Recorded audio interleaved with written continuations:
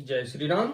आइए चलते हैं हम आपको फिर पुनः लेके भोलेनाथ के श्री शिव महापुराण की कथा रुद्र संहिता के सृष्टि खंड के द्वितीय अध्याय में, यानी द्वितीय अध्याय में तो देखा जाए तो भोलेनाथ के श्री शिव महापुराण की कथा जिस घर में होती है उस घर में असाध्य रोगों का प्रवेश नहीं होता। श्री शिव महापुराण की कथा उस घर के लिए, उस मनुष्य के लिए एक संजीवनी से कम नहीं है। जिस घर में भोलेनाथ के श्री शिव महापुराण की कथा होती है तो हम आपको ले चलते हैं भोलेनाथ के श्री शिव महापुराण की कथा रुद्र संहिता के सृष्टि खंड के अथ द्वितीय अध्याय में, यानी द्वितीय अध्याय में, जिसको प्रथम अध्याय हमने संपन्न किया और आपको अब ले चलते हैं द्वितीय अध्याय में, जिसमें आपको मिलेगा नारद मुनि की तपस्या, इंद्र द्वारा तपस्या में विघ्न उपस्थित करना, नारद का काम पर विजय पाना और अहंकार से युक्त होकर ब्रह्मा विष्णु और रुद्र से अपने तप का कथन। इस कथा को मैं आपको ले चलता हूँ द्वितीय अध्याय में। तो इससे पहले विघ्नों को हरने वाले भगवान गणेश और विद्या की प्रदायिनी माँ सरस्वती के श्री चरणों में शीश नवाते हुए विनम्र निवेदन करूंगा कि हमारे देश संसार में जहाँ भी भोलेनाथ के श्री शिव महापुराण की कथा हो रही हो उसे संपन्न करने में अपना पूर्ण योगदान दें। उसके साथ साथ हमारे ऊपर भी अपनी कृपा बनाए रखें कि मैं अपने मुखार बिंदु से भोलेनाथ के श्री शिव महापुराण की कथा को उन भक्तों तक पहुंचाने का पूर्ण प्रयास करूं जो शिव भक्त प्रेमी हैं और इस कथा को सुन के अपने जीवन को धन्य बनाने का पूर्ण प्रयास करें। त्वमेव माता च पिता त्वमेव बंधुश्च सखा त्वमेव विद्या द्रविणम त्वमेव सर्वम मम देव देव। तो आपको संस्कृत और उसका उच्चारण हिंदी तक पहुंचाने का पूर्ण प्रयास करूंगा। तो सूत उवाच, सूत जी बोले, एकस्मिन् समये विप्रा नारदो मुनि सत्तमः ब्रह्मपुत्रो विनीतात्मा तपोर्थमन आदधे हिमशैल गुहा काची देका परमा शोभना यत्समीपे सरनदी सदा वहति वेगतः तत्राश्रमो महादिव्यो नाना शोभा समन्वितः तपोर्थ स ययो तत्र नारदो दिव्य दर्शनः।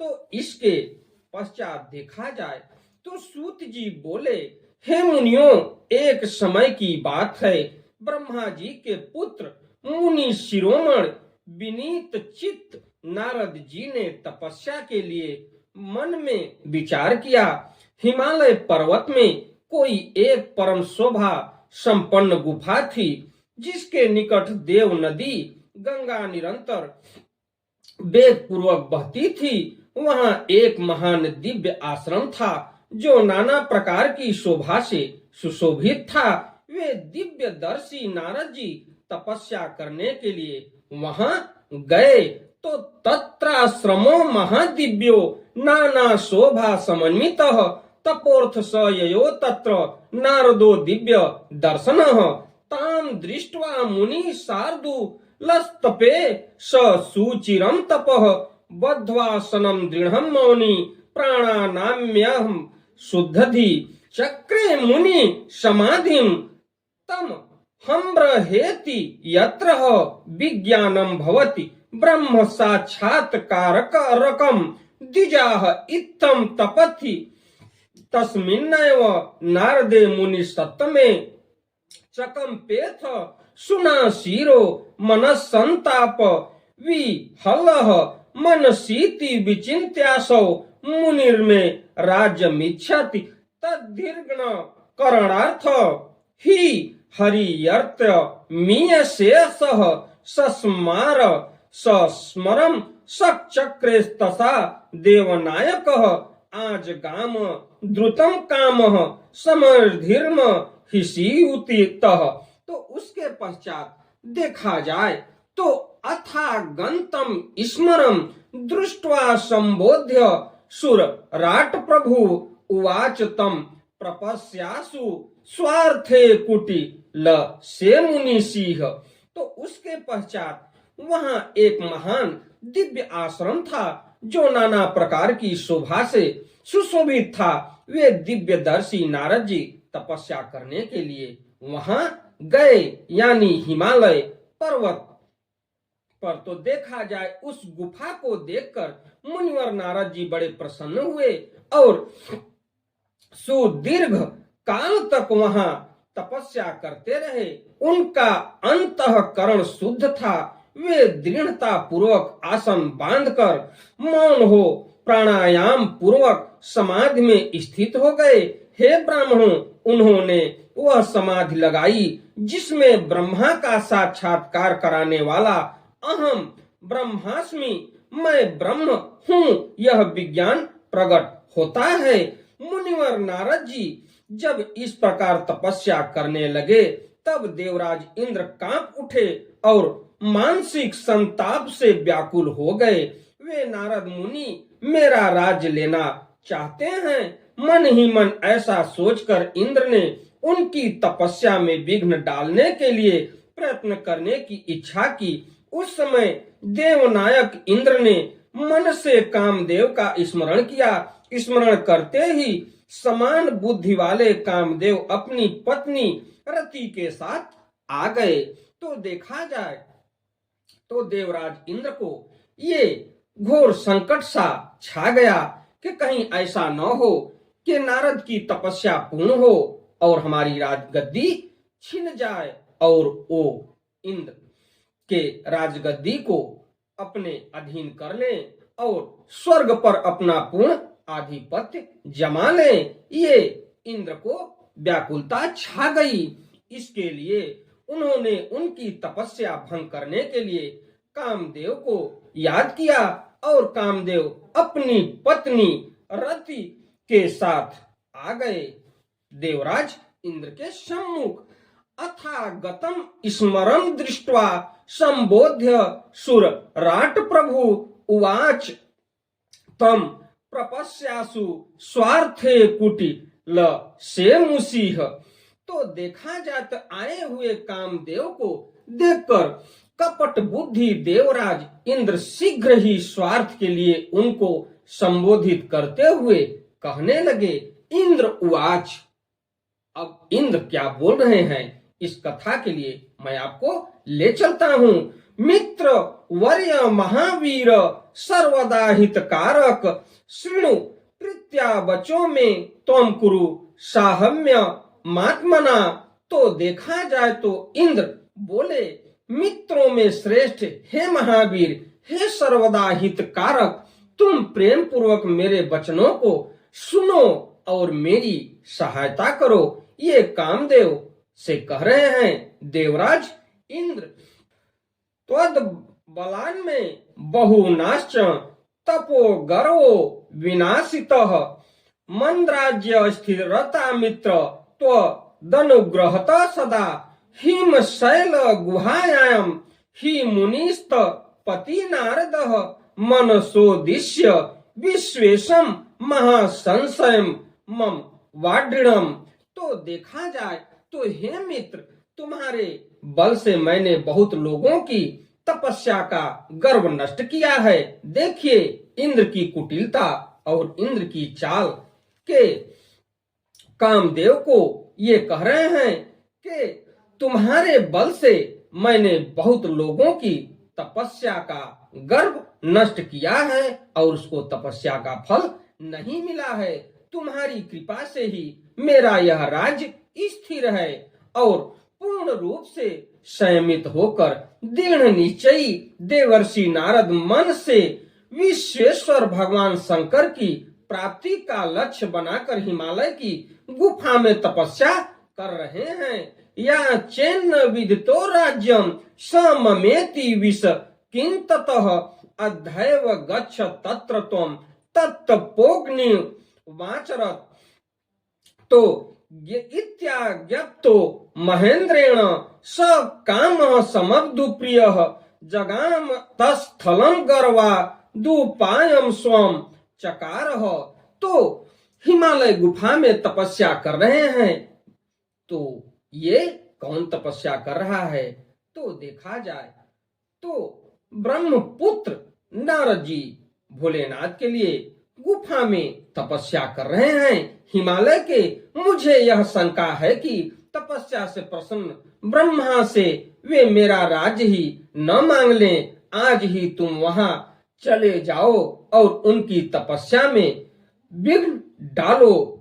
इंद्र से ऐसी आज्ञा पाकर वे कामदेव बसंत को साथ लेकर बड़े गर्व से उस स्थान पर गए और अपना उपाय करने लगे।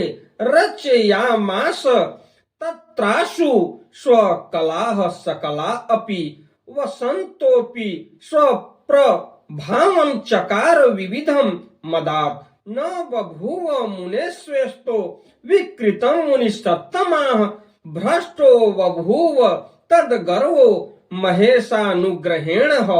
तो इसके पश्चात देखा जाए तो साथ लेने के बाद अपना उपाय करने के लिए वहां गए।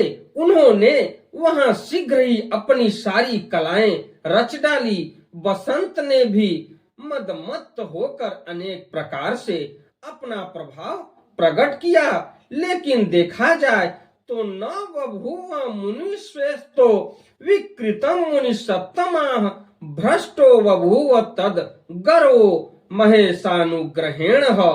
तो हे मुनीश्वरों, कामदेव और बसंत के अथक प्रयत्न करने पर भी नारद मुनि के चित्त में विकार नहीं उत्पन्न हुआ। महादेव जी के अनुग्रह से उन दोनों का गर्व चूर्ण हो गया। यानी देखा जाए तो भोलेनाथ की कृपा से और नारद की भक्ति भाव तपस्या से उनका कोई भी कला या देखा जाए तो किसी भी प्रकार से उनको अपने बस में नहीं कर पाए। और उसके बाद अनुग्रह से महादेव जी की कृपा से उन दोनों का गर्व चूर्ण हो गया।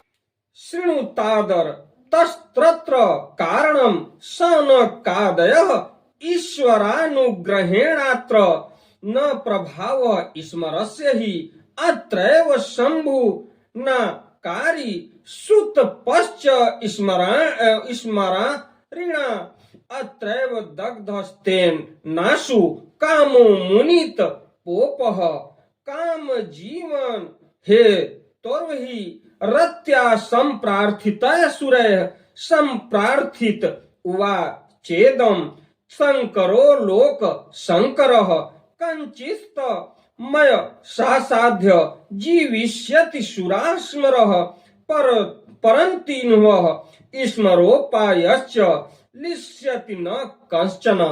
तो देखा जाए तो उसके बाद कामदेव और बसंत के अथवा प्रयत्न करने पर भी नारद मुनि के चित्त में विकार नहीं उत्पन्न हुआ और महादेव जी के अनुग्रह से उन दोनों का गर्भ चूर्ण हो गया। हे शौनक आदि महर्षियों, ऐसा होने में जो कारण था उसे आदर पूर्वक सुनिए। महादेव जी की कृपा से ही नारद मुनि पर कामदेव का कोई प्रभाव नहीं पड़ा। ये भोलेनाथ की कृपा थी। पहले उसी आश्रम में काम शत्रु भगवान शिव ने उत्तम तपस्या की थी और वहीं पर उन्होंने मुनियों की तपस्या का नाश करने वाले कामदेव को शीघ्र ही भस्म कर डाला था। तो देखा जाए तो भोलेनाथ के श्री शिव महापुराण की कथा में ये मिलता है कि भोलेनाथ आश्रम में काम शत्रु पहले उसी आश्रम में और उसी स्थान पर जहां देखा जाए तो महर्षि नारद तपस्या कर रहे थे, तो उसी स्थान पर भोलेनाथ पहले तपस्या कर चुके थे। काम शत्रु नाश के लिए भगवान शिव ने उत्तम तपस्या की थी और वहीं पर उन्होंने मुनियों की तपस्या का नाश करने वाले कामदेव को शीघ्र ही भस्म कर डाला था। उस समय रति ने कामदेव को पुनः जीवित करने के लिए देवताओं से प्रार्थना की। तब देवताओं ने समस्त लोकों का कल्याण करने वाले भगवान शंकर से याचना की। इस पर वे बोले, हे देवताओं, कुछ समय व्यतीत होने के बाद कामदेव जीवित तो हो जाएंगे, परंतु यहाँ उनका कोई उपाय नहीं चल सकेगा और इनका अब कोई भी बस किसी के ऊपर मुंह में नहीं डालेगा। हे अमर गण, यहाँ खड़े होकर लोग चारों ओर जितनी दूरी तक की भूमि को नेत्रों से देख पाते हैं, वहां तक कामदेव के बाणों का प्रभाव नहीं चल सकेगा, इसमें संशय नहीं है। अगर हमारी कथा, हमारी वीडियो आपको अच्छी लगे तो वीडियो को लाइक करिए, शेयर करिए, चैनल को सब्सक्राइब करिए, बेल आइकन दबाना न भूलिए, जिससे कोई भी महत्वपूर्ण धार्मिक वीडियो आप तक शीघ्र पहुंचे। अगली कथा में मैं आपको फिर लेके चलूंगा कामदेव और नारद के बीच के कथा के बारे में। तो हमारी वीडियो जहां तक हो सके इसको आप लोग देखने का पूर्ण प्रयास करिए और अपने जीवन में सुख समृद्धि पाने का यह एक उत्तम उपाय है। चलते चलते एक बार प्रेम से बोलिए, श्री शिवाय नमस्तुभ्यम, श्री शिवाय नमस्तुभ्यम, श्री शिवाय नमस्तुभ्यम, श्री शिवाय नमस्तुभ्यम, श्री शिवाय नमस्तुभ्यम। धन्यवाद।